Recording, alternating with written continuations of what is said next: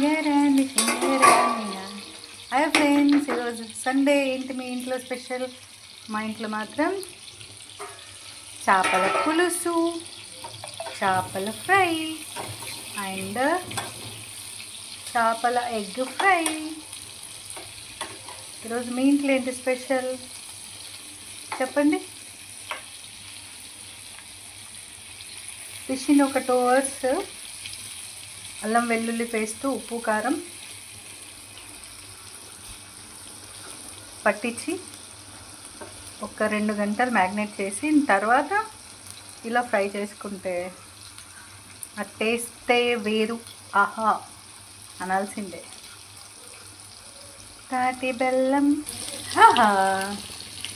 One side fry అయింది, అయిపోయింది.